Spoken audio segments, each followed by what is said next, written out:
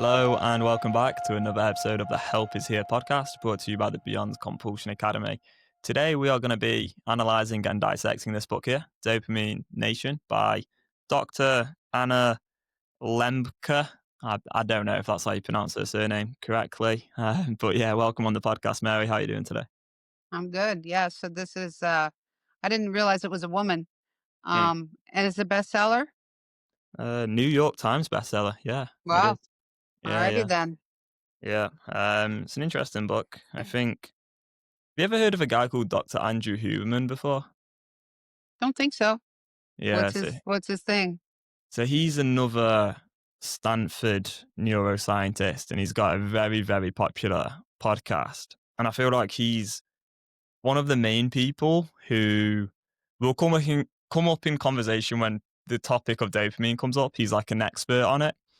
And I feel like this book is kind of like if you merged Andrew Huberman, who's like this expert on the neuroscience, with like Gabor Mate, you'd probably get this book in the middle because Dr. Anna Lembke, I mean, there's some neuroscience in here, but she's also quite like vulnerable and honest and open about her own problems. And I think that's similar to Gabor Mate, right? Where she's talking Yeah. about erotic literature in particular was her addiction, which is interesting. Well, I don't think the advice in this book though is particularly good. In like fact, I reading think it's erotica?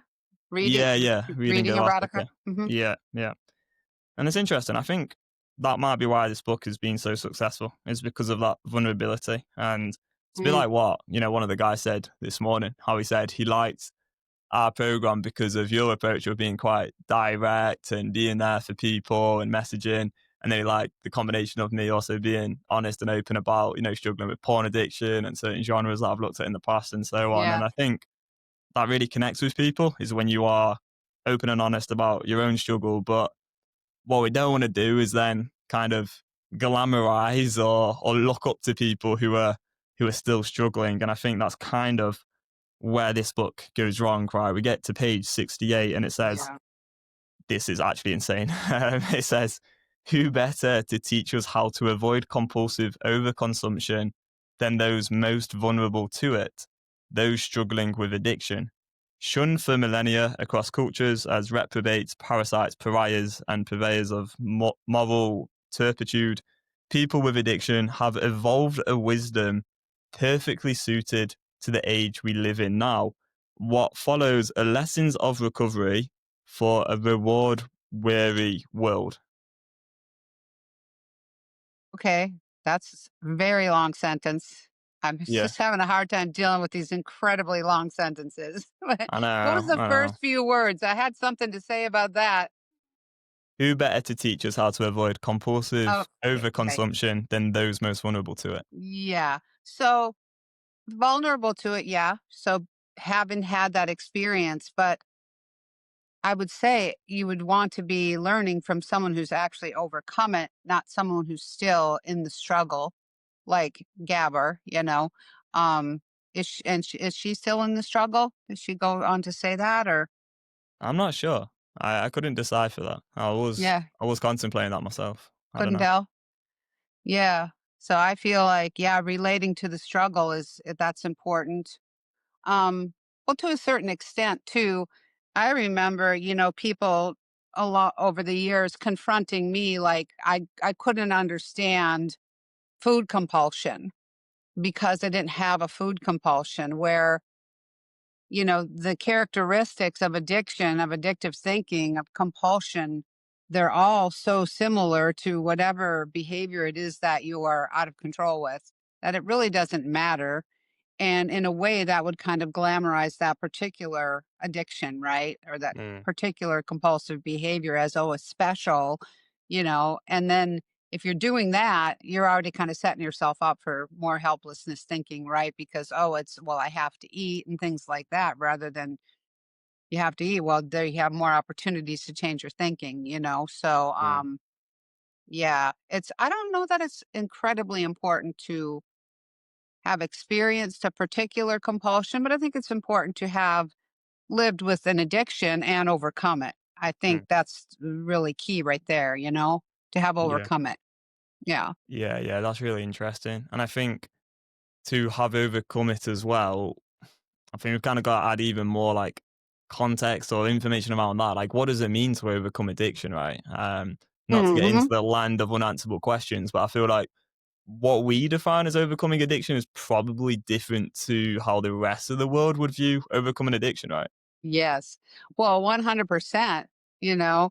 I mean, we've talked about the, evidence-based practices, right? Where someone has stopped a particular, addiction, whether they stop using, heroin or something, but now they're 400 pounds, it's like, to me, that's not a definition of overcoming addiction or recovery. If you have transferred your addiction into another destructive behavior, that's not freedom or success in overcoming addiction. And I think where we define it is that you're not, you don't, you're not run or controlled by any behavior that Mm. you're unable to stop doing, because you've used it to replace, try to replace a one particular addiction, Yeah, that doesn't 100%. seem like success to me. I've Yeah, and seen it. I've seen it in many people, just go from one to another and still slaves to addiction, yeah, exactly. And I think in this book, they do get that across quite well about how, if you want to stop engaging in compulsivity, then it is going to be required to go through like a period of withdrawal and there is going to be some discomfort. And you will be required to stop engaging in all compulsive behaviors. Otherwise, you're going to go down what we call like the detour to disaster, substitution. It Yeah. doesn't cut it.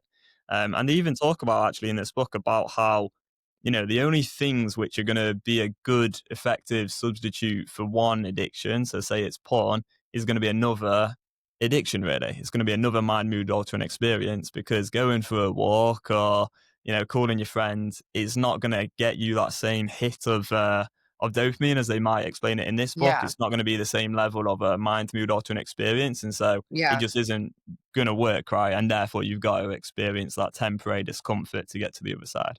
That's where the advice of, well, substitute a healthy behavior, it just falls short because those kinds of behaviors don't alleviate the discomfort of withdrawal at all. It's like the ones that are susceptible to becoming addictive as well are the ones that can alleviate that discomfort for a little while. I Mm. mean, it's still not an effective thing because obviously you end up with another addiction, right? Um, but this, I guess, is all about the dopamine, right? It's like dopamine seems to have taken on kind of a whole new meaning. I sent you that video, The Family Feud. And welcome to another, episode of Family Feud. Be ready for a dopamine rush. And I'm just like, what? Okay. Yeah. What's with all the dopamine stuff? I mean, doesn't dopamine just occur naturally? I mean, isn't wasn't that like a thing where it's just like I mean, it's a chemical release in your brain, right? Yeah. I mean, I don't even fucking know what dopamine is actually. You're going to give me an education from this book, but I get it's like this chemical release that feels good, right? So, I mean, now with everything so in your face, change the way you feel at every single moment, of every single day on your screen and whatever. It's like, I feel like it's gotten, sort of misconstrued, where it's like Mm. normally it's like you go about your day, you go out, you see some nature, some light, whatever, and you feel a little good, whatever. Now it's got to be like this extreme thing, right? Everything's so extreme these days. Yeah. Yeah, for Crazy. sure. For sure. Yeah. Yeah, I think what's quite interesting in this book is what I learned from it anyway. I mean, obviously, there's nothing really to learn necessarily, but the takeaways would be what she talks about is dopamine. It's a little bit like a seesaw where you push down on one side, okay, well, it's going to come up the other side even harder. So it's like basically if you engage in a behavior which releases a lot of dopamine, let's say you watch porn, well, you're going to have a bit of a come down. You're going to feel pretty terrible, right? And then Yeah. the inverse of that's sort of true as well. And they give some examples of, if you go and do a cold plunge, which I thought was quite funny because that's something I'm really into at the minute myself, is like you're going to Cold feel plunging yesterday. really, really.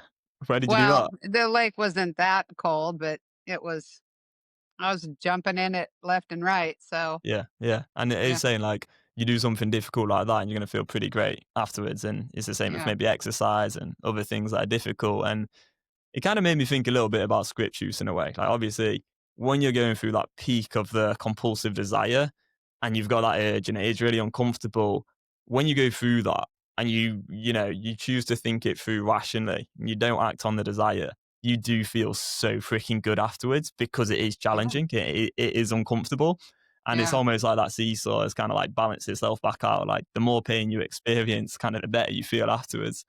But is it So yeah, really a dopamine release, or is it just you just feel empowered that you were able to do this good thing for yourself, you know? mm, Because I mm, mean, I was jumping in the lake yesterday. Never once did dopamine cross my mind. You know what I mean? It's like I felt good up there, but I don't know about the dopamine situation. But it's very very popular. Everybody's talking about it. You know, where I yeah, feel like it's. I mean, we're talking about dopamine, but what it really is addiction because when you alter your state with something extreme, like pornography or, drugs or whatever, well, of course, the highs and lows are going to be, I mean, that's just basic addiction. The highs and lows are going to be more extreme. So now we're going to talk about the dopamine, I guess, but doesn't mm, seem all that relevant to me. Because yeah, it's kinda I've said it before, it's kind of glamorizing it, right? Like, "Oh, you gotta get your dopamine, gotta get your dopamine, gotta get your dopamine." Like, well, never even thought about that before addiction was epidemic, It's like, "Oh, gotta go get the dopamine." It's no. It's a but, we're dealing with, what's happening, what's happening now. yeah. Before you, I was really into learning more and more about dopamine. Yeah, I'd read the molecule of more, and I was yeah, taking notes and analyzing that book, and then even spoke to the author as well. And I would listen to all these podcasts and do as much research as I could into it all. But I mean, the thing is, in that moment when you have an urge, you're not thinking about dopamine. Like your brain's not no, going there. The brain's no, going, I want to watch porn right now. Like, it's going, yeah. I just want to get out of these feelings. You're Like, not analyzing the neuroscience behind the chemicals that are being released in your brain. You just, "I wanna do it." yeah, yeah, Yeah, exactly. yeah, And so overall, what I've learned is, okay, you could literally spend years and years researching dopamine, but I don't think that's actually going to help you overcome addiction. And I think what's happened is due to a thing called survivorship bias. You have a few rare individuals who have a really, really good understanding of dopamine and the neuroscience. And yeah, then they go on a podcast and they look great and they sound very articulate. And maybe they are a professor at Stanford like Dr. Anna or Andrew Huberman. And they know all this stuff about dopamine. And you look up to them and you think, oh, well, that person's an expert and they know so much yeah, about dopamine. So because they know so much about dopamine, that means if I learn all this stuff about dopamine, I'm going to be good. But I don't think it works yeah, like that. I think there's no, millions and millions of people who know a shit ton of stuff about dopamine now and neuroscience, but they're very much stuck in addiction because when you break it down, it's in the present moment. It's in that present moment. You have an urge. How do you respond? And that's the skill is learning how to deal with that desire. That's how you make the changes in the brain. It's not about learning all the neuroscience. That's not going to actually help you in that moment. Well, the other thing too is the minute you start saying, "It's my brain," there's your helplessness. It's my brain. My brain needs it. I've had this certain level of dopamine. Now my brain needs it. My brain needs it, and now I'm helpless because it's just my brain. That's what's causing this. So I yeah, was talking I don't think it's very helpful. I was talking to someone recently. I don't want to get into who it was actually, but yeah, I was talking to someone recently, and they were worried about a certain situation occurring in the future. And the way they were talking about this situation was, oh, well, if this thing happens in the future, then my brain is just going to do X. And I was like, well, actually, is sure it's going to be your choice. And we ended up having a bit of a conversation around that. And, the person was a bit upset at first because obviously she was like, "Oh, you're not really like listening to me. Like, I just want to be heard." And I totally get that angle as well because obviously, who doesn't want to be heard? Who doesn't want to be Right. listened to? But I'm not going to stand by and let the addicted part of the mind bully someone. Like, I'm not going to accept that. I'm not going to accept that people are For you. powerless and helpless, because they're not. And it's like I was just on a call before this with a guy who wanted to join the program, and he'd had a therapist for a few years, young guy, only about 20. And he looked at some of the stuff I'd looked at in the past as well. So he kind of resonated with my story. And he was saying his therapist had told him to just like accept the part of him that was watching porn and this like extreme content that he was into. And he asked me, "What do you think of that? Like, what do you think of my therapist saying I should just accept this part?" And I was like, "No, like, why would you accept that part? Because, yeah, fire them 100%. Like, accept yourself fully, accept yourself completely. It's nothing to do with who you are. But why would you accept something in your life that's causing you misery? It makes no sense. And No sense. that, it just is not going to help you. And the addictive part of the mind's obviously going to capitalize on that and bully you even further, right? Yeah. I don't, whoever you were talking about before, you use the words, my brain is going to, my brain is going to make me do whatever. So it's just understanding basic addictive thinking. My brain is going to want to act this way. It's a whole different thing. My brain's, no, your brain, I mean, your brain can make the suggestion or have the thought or whatever, but it's still, the brain doesn't just act on autopilot that way that where then now you act in a certain way. Mm, It doesn't work that way. So it's just, just correcting that thinking puts you in a position of where you can make a choice about it. Oh, my brain's going to want me to do this because it's wired this way. Very different. yeah. So yeah, And well, and yeah, the guy with the therapist, geez, hear that so much. Just accept this. No, people, you don't have to accept addiction in your life. It's not a life sentence. I say it all the time, it's not. You don't have to accept it. It can be changed. Yeah. Yeah, Yes. 100%.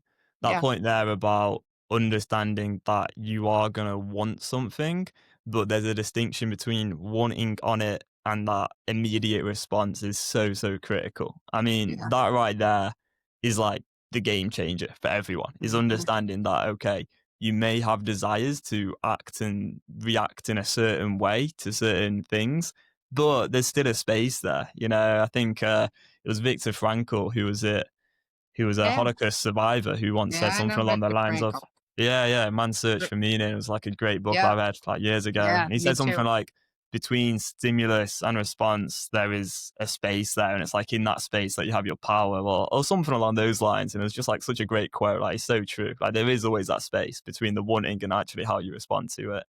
Like Um, we'd say, that moment of choice and that moment of compulsive desire, that moment will never be taken away from you by anything. You always are gonna have the choice in the moment on how you're gonna act.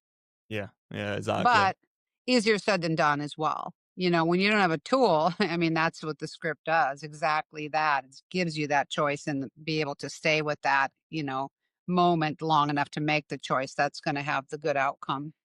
Yeah, yeah. Yeah. And the reason why all of this, what we're talking about here, is so important because it shifts the way that you feel about things, because when you realize that you do have a choice and you're not some powerless, helpless creature, then you get to do what you want without feeling scared of getting out of control. So I'll give an example of someone going down the opposite route, right? This is someone in the book who had a problem with masturbation, and he built this like machine to use to masturbate with, and it was all pretty extreme. And he went to Dr. Anna for some therapy, etc. And she basically told him like throw away the machine, and then I think he threw it away for a bit, and then he went into the skip or whatever and rebuilt the machine, and then he's using it again and he's relapsing, and then he had some success for a little while, for maybe a few months. And this is what it literally says in this book. It says This is about the guy, the patient. So he stopped watching television, movies, YouTube, women's volleyball competitions, pretty much anything that presented for him a sexually provocative image. He skipped over certain types of news articles. For example, articles about Stormy Daniels, the stripper who allegedly had an affair with Donald Trump. He put his shorts on before shaving in front of the mirror in the mornings to see his own nakedness was itself a trigger. So, I mean, this is actually kind of part of the section on advice, which is categorized under categorical self binding, the concept of removing triggers, having these limitations in place. That's actually kind of highlighted as like a good example of what to do. But can you actually imagine no longer watching TV, no longer watching movies, being unable to use YouTube because you're going to get out of control? That's what's talked about in this book. It's just so based in helplessness, and this kind of idea, this methodology is what's leading people deeper into addiction. It is so, Yeah, so detrimental. 100%. I mean, I mean, how in this world are we going to live under a rock? We're going to lock you in a cave, slide the big rock over, it's like, it's just not possible to, you could try, I guess, but good grief. What a way to Mm, live, always in fear. Oh, can't look at, what if I see, oh my God, what happens if, no, not a good way to live. yeah. No, as Is opposed to it, just, whatever comes along, you can deal with it, you yeah, know? in that Yeah. moment. Exactly. And you don't have to go, I mean, be watching TV all the time, YouTube and all the time or whatever, but there's a big difference in that and not being afraid of it. Yeah. Yeah. Something that comes up quite a bit as well is how restriction over a period of time then leads to binging. So there's a bit in the book where, I mean, it's good that she's being vulnerable and honest, but it's still like quite unhealthy. She talks about Okay, how restriction leads to binging. Okay, I'm gonna write that down before we get too far beyond that.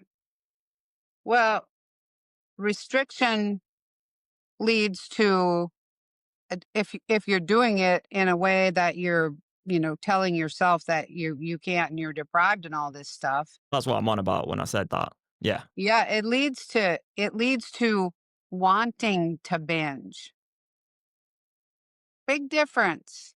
Leads to binging. Oh, see, this is just the thing.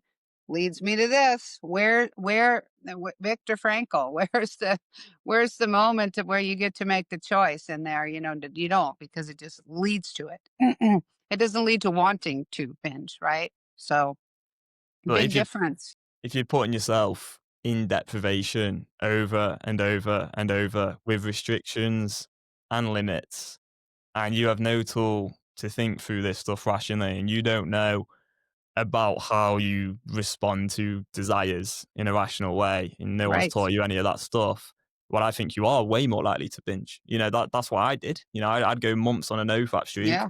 and then the thought pattern is, well, I've already fucked up. May as well continue. May as well do it. And obviously, once you engage that one time and you tell yourself, oh, one peak won't hurt, then you want to do it again. And then you're really in the depths of that addiction because in that moment, you've not been taught how to actually think it through rationally. Yeah. So you're artificially depriving yourself of something that you can never actually be deprived of. Yeah. It's like putting yourself into deprivation. No, that's not even possible. Rather than creating feelings of deprivation by thinking incorrectly. Yeah. And so then you're like, "Oh my god." And so you feel deprived and then you end up binging, edging, whatever. Yeah, makes sense, but it's just that you got to have that understanding and know how to deal with that incorrect thinking. Yeah. Yeah. And like Yeah. an example of that in this book is she talks about how she stopped reading the romance novels for a little while. And she says, at the end of the month, I was feeling better and gave myself permission to read romance again, planning to read in more moderation. Instead, I binged on erotica, staying up late 2 nights in a row and feeling exhausted as a result. Yeah. Well, I don't know. To me it's like when you're doing it, but the thing is if she just if she was just abstaining or just not reading her erotica or whatever, I'm assuming this is like her addiction or whatever, right? Yeah. She's just abstaining, but not dealing with that compelling desire to read that erotica, and then being able to make that choice in the moment and change the pathway. Of course, she's going to, when she gets back into it, she's just going to read it all night long or whatever, Yeah. just holding out, just holding out, just holding out, but not making any changes in the brain. So it makes sense. Makes Yeah. sense. Yeah. Yeah. Exactly. Hmm. I think what is good though is that she does talk about how honesty is valuable. And I think that's one of the reasons why she shared this sort of stuff. And I Yeah. do have huge admiration for anyone who's willing to kind of put themselves out there to the world, especially if Yeah. you're like a medical professional or, doctor. Okay, well, that's probably quite hard, especially in her field. Like, I imagine she's probably working with a lot of people who aren't able to be that vulnerable. So it is great that she's been able to do this. But Yeah. I do think some of the language used is still kind of based in Yeah. helplessness and very Yeah. detrimental. There's another part in the Yeah. book You where, can, yeah, sorry, you can be honest, but still be using language, like you just said, that is going to set other people that are struggling with addiction up for feeling helpless. Yeah. Sorry, go ahead. yeah, no, Yeah. exactly. And the thing is as well, if you're not aware of those certain ways of how language can actually be detrimental, it's just gonna make the problem worse because you might come out and be like all honest about something and seeming like you're on the other side of it all now and you're good. But then if you're still using language which is actually very like addictive thinking, well, Yeah. you're actually setting a worse example, if anything. Right. It's Yeah. making things worse. And Right. not necessarily knowing that you're doing it. It's not like she's doing it intentionally. She's being honest, she's being vulnerable. But again, what it's so critical when you're dealing with addictive thinking to speak correctly, because it has such a dramatic effect on the way that you're going to feel. It's critical to have to speak correctly and identify incorrect thinking so you can correct it, right? So you have the result of changing the way that you feel, um, so that you can really focus on the issue, right? Rather than focus on, oh, this way I'm thinking is making me feel a certain way. Oh my God, this feels terrible. You know? Yeah. Yeah, Yeah. exactly. Exactly. There's a part where she is talking about honesty and she says it's a daily struggle and there's always a part of me that wants to embellish the story just the slightest bit to make myself look better or to make an excuse for bad behavior. Now I try hard to fight that urge. And it was that part where she says, now I try hard to fight that urge, which I highlighted in particular. And I'm thinking, well, it's not really a very effective way to deal with the mind. If you're trying to fight the urge, then you're never really going to have that peace of mind that you really want. Well, if you're fighting against it, of course you're going to keep struggling. It's just that's the tug of war, fighting against it rather than learning how to connect to it and then be able to change it. Mm. Yeah. Right? And also like, I want to lie right now. That's how we would frame it. It's like there's nothing wrong with you for wanting to lie. There's nothing wrong with you for wanting to embellish the truth, but accepting that there's a part of you who wants to embellish the truth and there's a part of you that wants to tell the truth. And there's these different parts in your mind and understanding that Yeah. so valuable to people, because then you can start to weigh up your options and make a choice without it feeling like there's this inner turmoil, there's this battle going on between these different parts. You can just have that awareness of these different parts in your mind and then make a rational choice. So she wants to embellish the truth on how well she's doing. Is that it? I think I so. think it's kind of what I Yeah, took from that, something like that. Yeah. rather than being, honest that she's struggling in a daily fight. Mm. Yeah, exactly, exactly. And then there's another part where she talks about how, I mean, this bit's quite sad to be honest, but yeah, I mean, basically she lies to her kids about some chocolate that she'd ate. Obviously we all make mistakes as humans, and this is the thing which I think is great to share mistakes. I think that's good. I'm not perfect. And Mary's not perfect. Like no one is perfect. Like that's just part of being a human being. Like we all do dumb shit from time to time, right? So yeah, she lies to her kids, okay, and she's very honest about that in this book, which I think is amazing because that's incredible level of vulnerability and honesty, which is Sure. brilliant.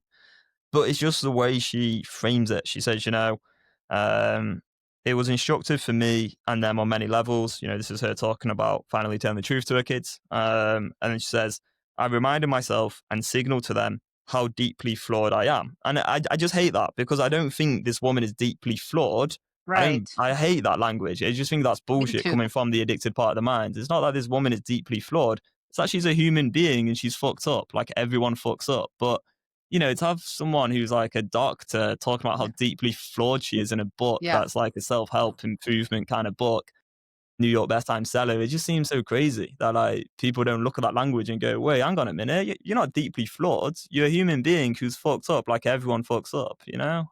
Yeah. And you're susceptible to addiction. Yeah, In this exactly. society, oh my God, and everyone's susceptible, and people are much more likely to become addicted because of all the stimulus and all the mistreatment of addiction, doesn't make you deeply flawed. Because look at how that's going to set her up.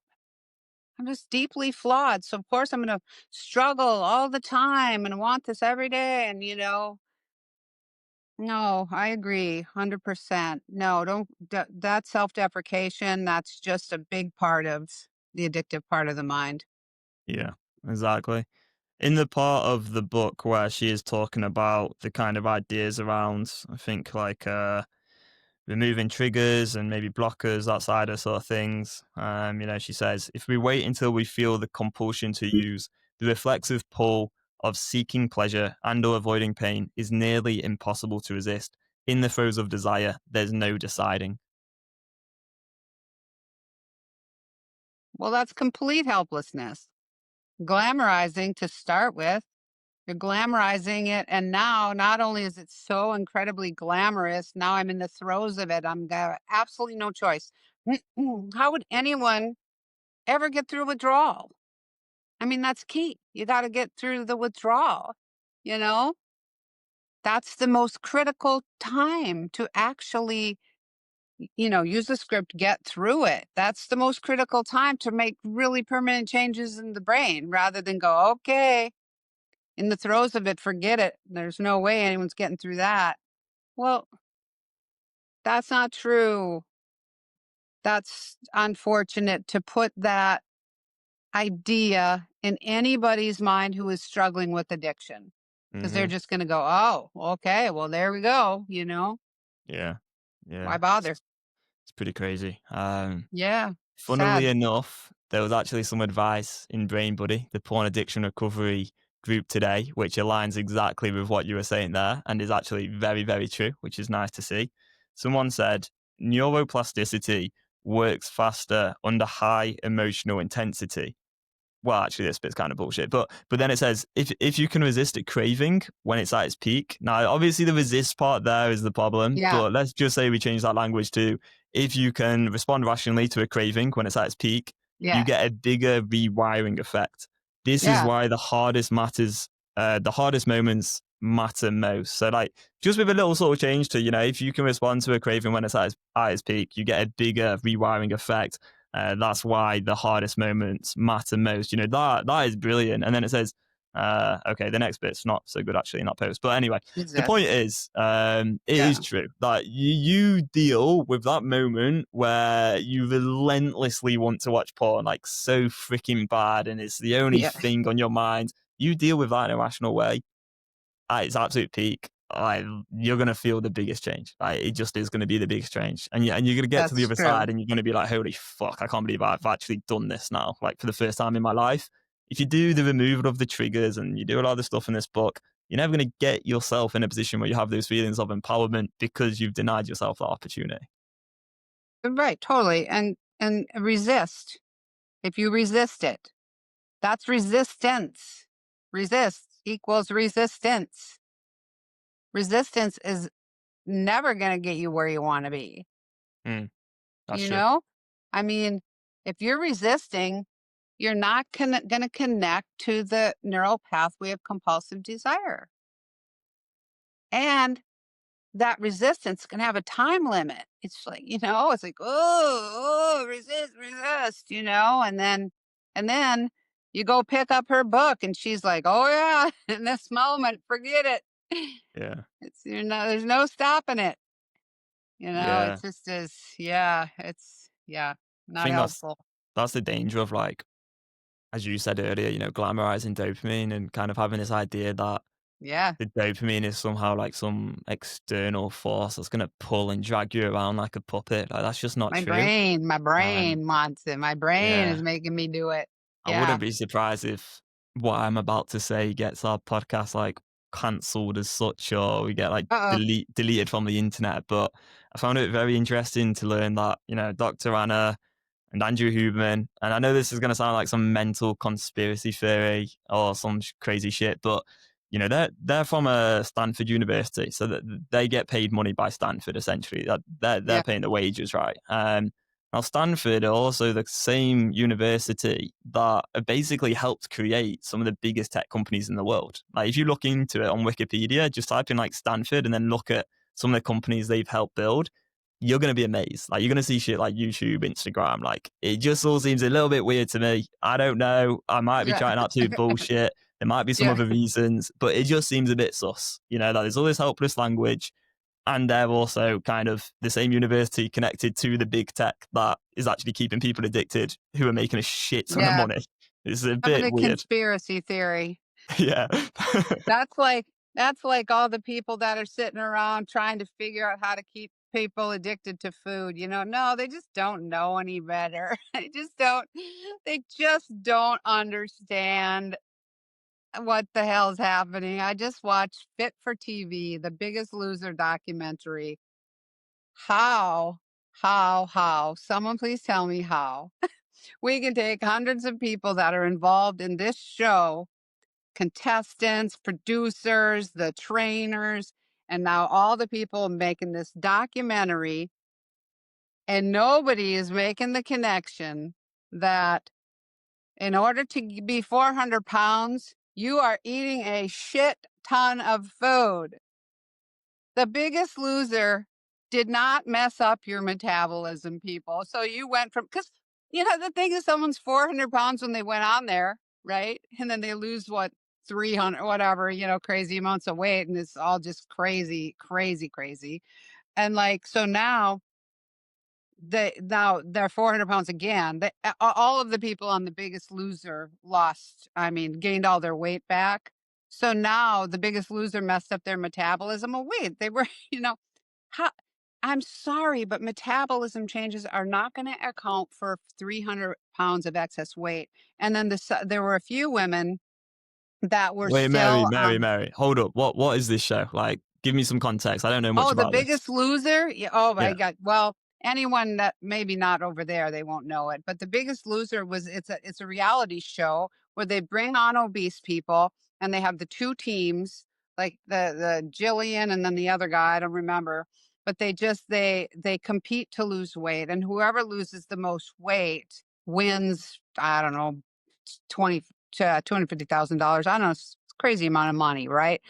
But the one guy that he won the show, one of the winners, um, he's one of the main guys in the documentary now, and he's like got easily over 400 pounds, maybe more, and he's just sitting there, and a couple of the people said, well, it is me, eating the food or something like that, but nobody makes this connection that this just doesn't just happen to you, right?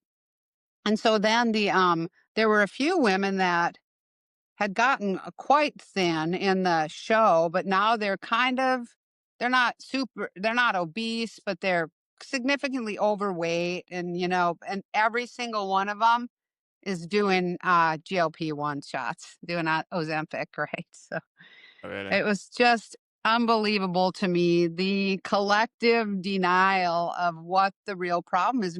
People just don't know. And we got on this because we were talking about Being ignorant to what? How did I get on this? Oh yeah, no, we were talking about being like ignorant to the truth, really, and like Right, understanding yeah, it's how like the mind just works. like Yeah, with that. I mean, it's like it's mind-boggling to me how you can take this many people, professionals do making this billion-dollar show, that's so popular and whatever. It's canceled now because one of the winners came out at the end and was like bone thin. And the trainers are like, "Oh my god." And I'm like, "Hello, we're talking, yeah, of course she went anorexic or whatever because it's all the same eating disorder, anorexia, bulimia, and food compulsion. It's all the same eating disorder.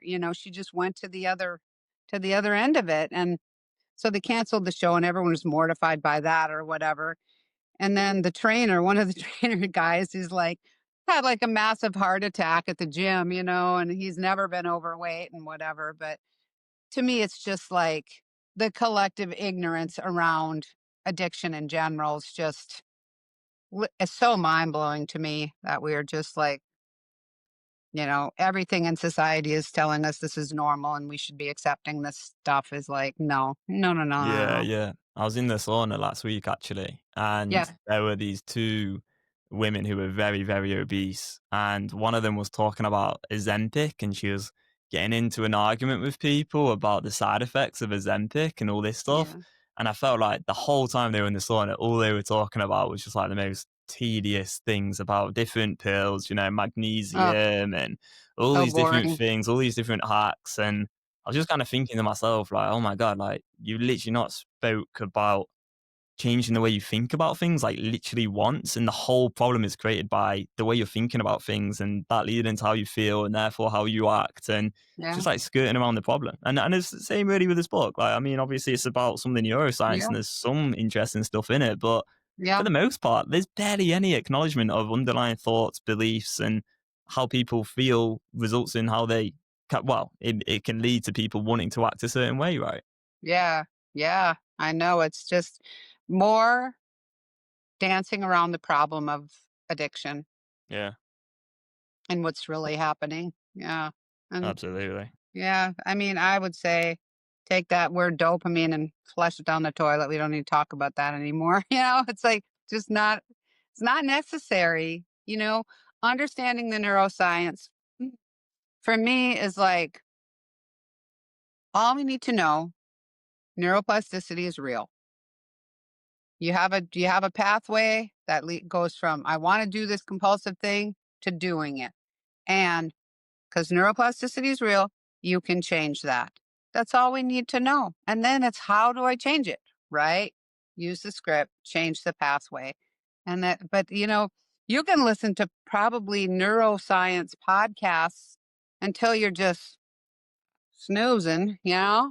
It's like it's so boring, right? But Yeah, it if you would have said definitely, that to me a few years ago, I would have like told you to shut up. Like I would have been like, no, who's yeah. this woman? Like all these people Yeah. are experts. Like you don't Yeah, know what yeah, you're yeah. talking about. But the thing is, like, I knew about all the dopamine stuff when I was deep in an addiction and I lived that Right. way for years. So it's like, well, it never made a difference for me. And it's like, we talk to guys all the time who have also gone down that route of dopamine, neuroscience, self improvement. Like, everyone's read like Your Brain on Porn. And it's like, Yeah. none of it's actually helped them understand how to actually deal with that moment when they have an urge. Like, how do you respond to that? And Yeah. if anything, a lot of it actually just makes the problem worse for people.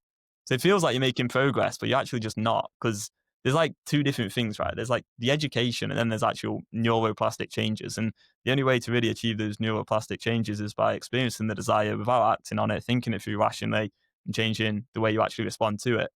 So all the education in the world isn't really going to help you. It's like what Adam said last week on the podcast. He was like, yeah, the program's good. Like there's a lot of education there, but until he actually started using it, that was when things started to change. And that's when he actually started to like rewire his brain correctly, which is so true. You could have all the education in the world, but if you continue to engage in compulsivity, the brain's not going to change in the way that you want it to change. Exactly.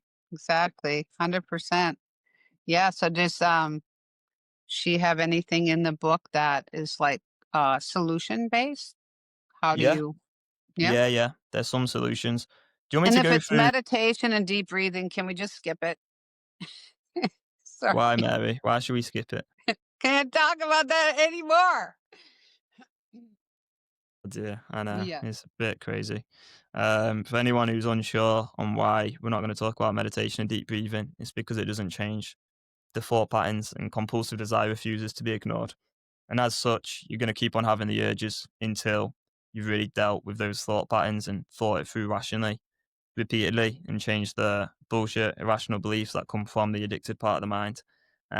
So, lessons of the balance. So there's 10 lessons of the balance. These are kind of like summaries, which are kind of like the same as the chapter titles. So, do you want me to go through these and we'll just have like a little bit of a chat about it and then we'll wrap up? Yeah, sure. All right, cool. The first I'll take one, some notes. nice. The first one, yeah, these might not mean much, so I might need to give a bit of context. But the first one says, the relentless pursuit of pleasure, brackets, and avoidance of pain leads to pain.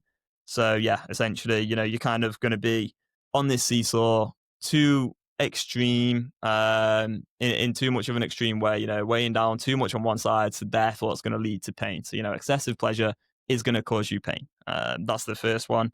So, that's kind of just Well, can understanding I that. chime in for each Sure. one? Because otherwise I'm just going to get overwhelmed. Yep, yep, Um, go ahead.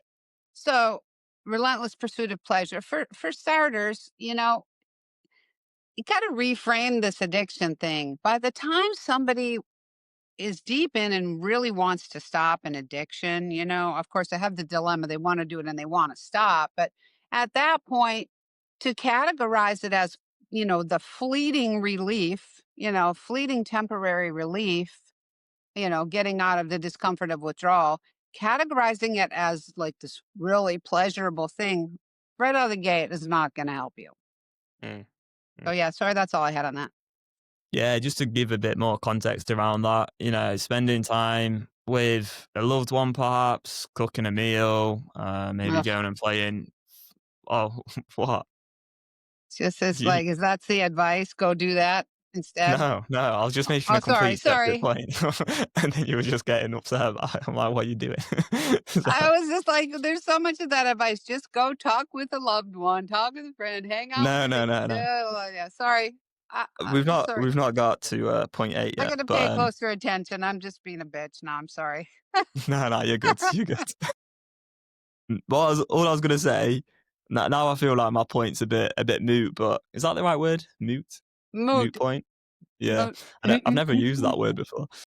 But Yeah, what I was gonna say is like going out for a meal or like spending time with a loved one, maybe playing football or like something like that. Like that for me is pleasurable, but like yeah, getting out of the discomfort of withdrawal where my brain's relentlessly craving yeah, something and my head's a yeah, mess, and then giving yeah, in to that desire yeah, because I have no choice and I feel out of control. Yeah, like you're right. That isn't actually that pleasurable, but the brain yeah. glamorizes it as pleasurable when you're Of in the course. addiction.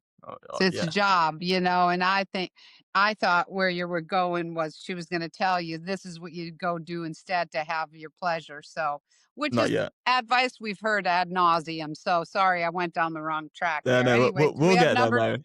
we better We'll get get on to there. number 2 or we're gonna be here all day. Yeah, you're not wrong. I've got football soon as well tonight. Right. So the Yeah, second yeah. one, recovery begins with abstinence. Yeah, it's true. But how are you gonna continue it to abstain if you don't have a tool to get through withdrawal?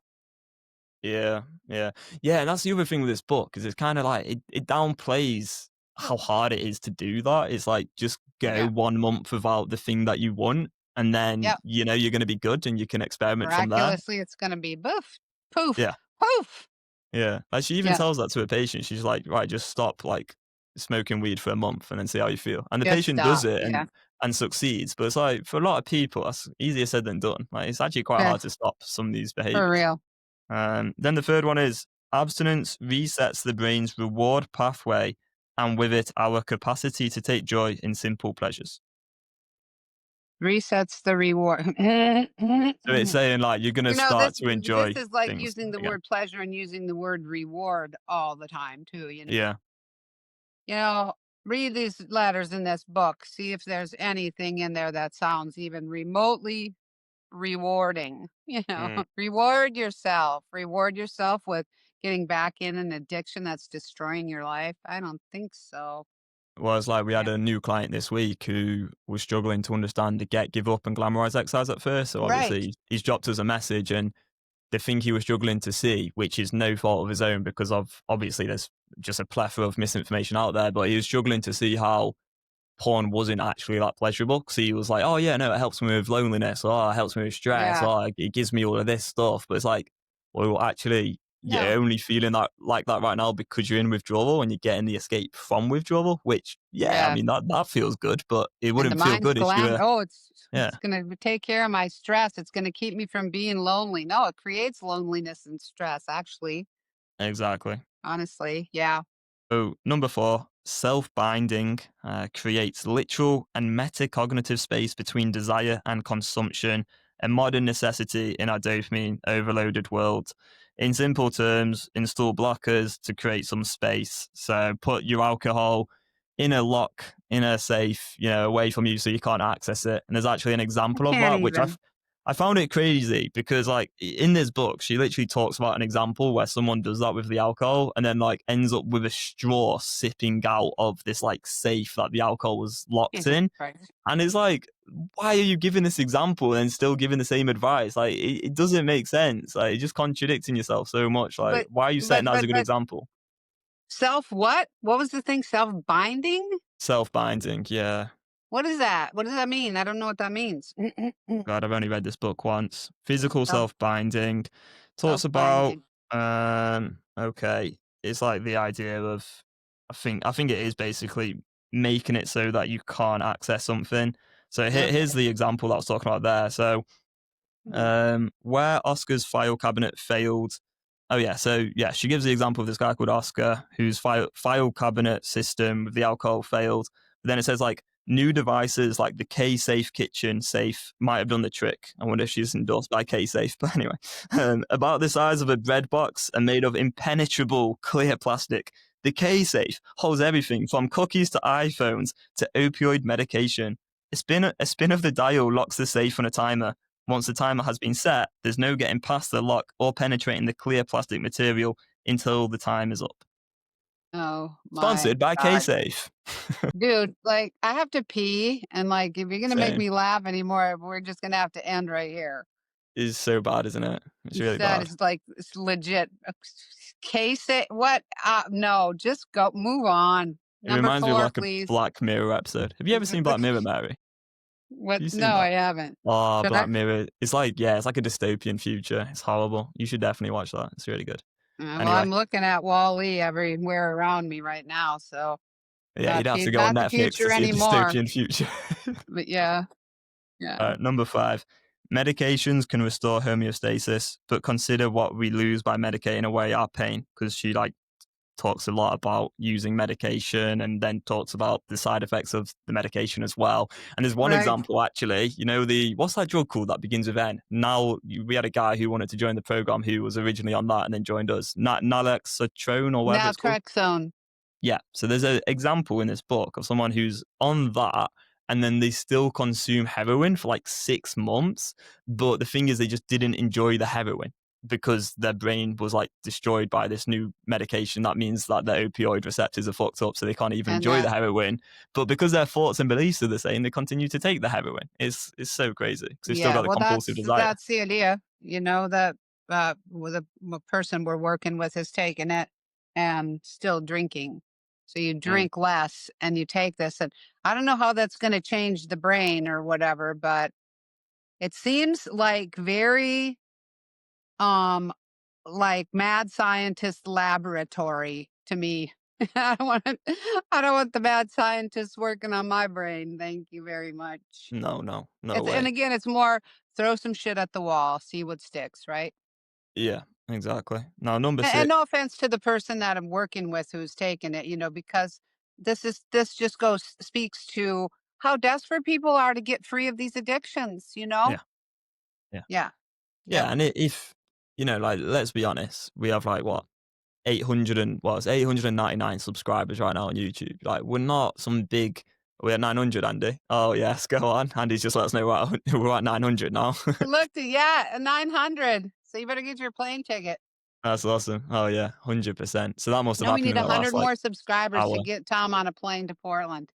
Yeah, yeah, exactly. That's a great shout. Yeah, get us to 1,000 subs, and If it I'll go to happens in the middle Portland. of winter, I don't know about that. I'll do a special video for everyone as well. We'll do a video together. We'll do a podcast there together if we Yeah, do it. yeah. Anyway, But number anyway, 6.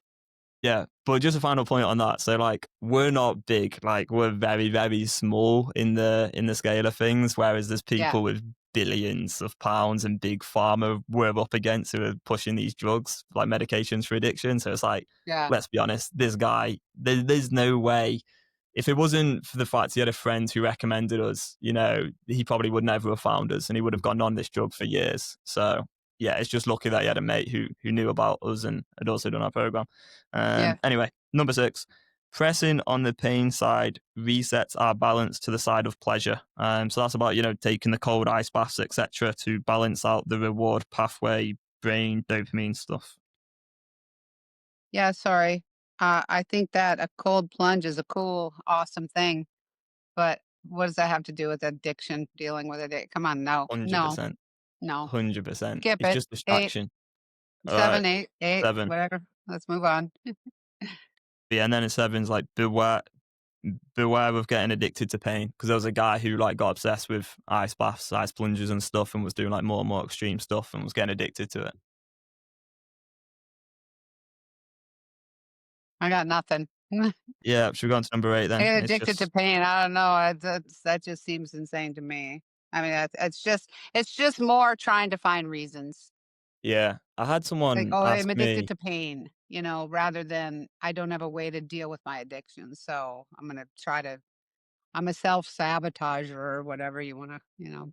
it makes me think though. I had a guy in the sauna the other day and he said to me, can you get addicted to something that you like doing? Now we could probably do a whole podcast on that, but my simple answer was, well, that doesn't really make sense because from my lens anyway, how I see addiction, it's simply a behavior that you want to stop. So, you know, if there's a behavior in your life you want to stop, well, you've got a problem and we can get that sorted. But if there isn't, then carry on, like enjoy yourself. But anyway, Yeah. If you like yeah. doing it, it's not harming you. Well, have at it. Yeah, exactly. It's like with this whole thing that we're doing together, you know, I love doing this. But where the addictive part of the mind will go is with the unanswerable question of, oh, am I doing it too much, right? It's like, well, no, right? If you're good, just carry on, No, knock yourself up. because the more people we reach, the more we get these incredible messages every day thanking us. The one guy's like, "I love you guys. You've saved my life." I'm just like, "Yeah." And then the therapist in New Zealand. I mean, just incredible messages all the time. That's why we're doing it. Yeah. Because it's just a gigantic need for our service. That's why we do it. Yeah, talking about that client who was saying how he loves us so much. What a Yeah, guy! Shout out to him. Me and him yeah, just talking about Sheffield Wednesday like all right, weekend as yeah, well. I know he'll be yeah, yeah, listening. yeah. He'll be listening to this, and I know. I was also, looking at that yeah, WhatsApp string, and I'm like, okay, I'm not reading this. no, This is all football. I know. You didn't chime in once, did you? Not once it went to football. I was like, Yeah, okay. yeah. Well, what he said as well was good because he obviously lives in a different part of the states, but he was like, "No, go to Oregon, you know, meet up Yeah, with Mary, go visit the yeah. nature." And I was like, "What a legend!" I will do that as well. So number 8, radical honesty promotes awareness, enhances intimacy, and fosters a plenty mindset. So yeah, I mean, it's good to be honest for sure, but you know what's going to happen is you keep on being honest and maybe admitting the relapses and sharing it with people, but you Yeah, know, if you keep on having those relapses, that's going to be a pretty horrible way to live. It's like feeling that shame of, you yeah. know, feeling like you can maybe have to tell someone each time. It's much better to just deal with the problem directly head on, you know, sort it out and then continue to be honest 100%. I think that's Hmm. very, very good advice, but it's Yeah, not going to deal with addicting neural pathways. And that's the problem. exactly. Radical honesty is not a solution in itself. Yeah. Yeah. Well, it's like You can be before honest, you. but it's not going to make any changes. Yeah, like before you, obviously, I had the Finally Quit Porn podcast. I'd be radically honest all the time, and it was good for relieving those feelings of shame. You know, coming on here and talking about, oh yeah, I've relapsed. Oh god, you know, it was terrible. I did it because of X, Y, Z, and I'd have all these justifications, etc. in the past. Obviously, I deleted all those episodes because I was full of nonsense myself and just misinformation that I'd interpreted by experts like this. But I mean, yeah, I was still relapsing. So it's like I was radically honest, but again, it didn't help me solve the problem until I met you, and that's how I actually changed things. Exactly. Yeah. Number 9 then, pro-social shame affirms that we belong to the human tribe. So yeah, I think that point there was about, things like the AA 12 steps. It's about kind of sharing things, but then not like judging each other's for it and that kind of thing, and being honest and being accepted even though you're making mistakes. It's that kind of approach, which again is good, but it may not actually help you deal with that moment that you have an urge. Exactly. I feel like that's just rudimentary, basic human kindness and compassion. That really doesn't have anything to do with addiction either. Yeah, and you Or can change kind of or get getting oh, free of an addiction, Yeah, of course, yeah, you're gonna be kind and compassionate. Of course, yeah, right? yeah, yeah, Not gonna shame exactly. people over it. No. Yeah. Yeah. It's interesting, like, how our lens on things is just so different to other people. Like, I really, really see this as a skill, like learning to drive a car or something. It's like a skill. Like, how do you deal with the mind in this way with the right training? Yeah. And it's like if you're learning to drive a car, you wouldn't really hire an instructor who's very kind and compassionate. You want someone who can like lead you safely to drive a car. Like that's what you Right. want in someone. Yeah. All right, and then the final one, and we'll wrap up soon because me and you both need a wee now. Right, yeah. Instead of running away from the world, we can find escape by immersing ourselves in it. Yeah, find your purpose, go into nature. Probably that kind of point. Yeah, blah, Make blah, new blah, friends. blah, blah. Yeah. I'll be the teacher on Charlie Brown. Wah, wah, wah, wah, wah, wah.